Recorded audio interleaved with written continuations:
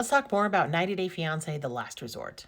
In the first episode, all of the couples showed up. They had like a little kind of mixer where they got to know each other, had some drinks, and then they had a therapy, which was just kind of talking about the problems of their relationship with the therapists. They also got to check out the resort, which was like half of the episode. It's a beautiful resort just outside Phoenix, Arizona. And they kind of did a recap of like who they are and who they were on their seasons.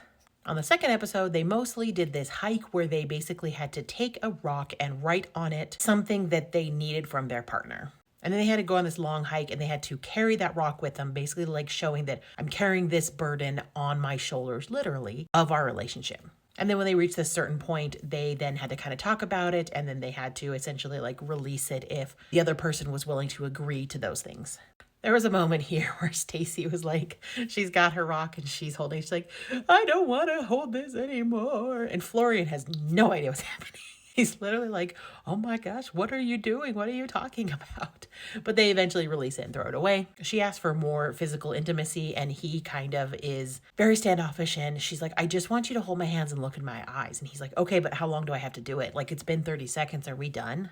One thing that Natalie and Jasmine have in common is that they both asked for support. And both Josh and Gino said, well, I give you this money, I give you houses, and I pay for surgeries, and I pay for food, and I support you. And both of them were like, that's not what we mean by support. What we mean is I need you to emotionally support me. I need you to support my endeavors, to be there for me. But both Gino and Josh just keep talking about how I give you money, isn't that enough? Jasmine does also ask for more independence. She is used to going out and being her own self, and now they are stuck in kind of middle of nowhere, Michigan. And so she asks for a car, and she says, I just want to be able to go out and do things and grocery shop and see the people that I love and just go and be independent. And Gino, who for some reason decided when they were going to get married that he took an entire year off, no pay, knowing that he was bringing her over here so that she could adjust. But then he doesn't even want to like take her to the gym or do anything like that. I don't know now because it's been over a year. They got married in, I think, May of 2023, and this was filmed in February of 2024. So it's been a year since she got here,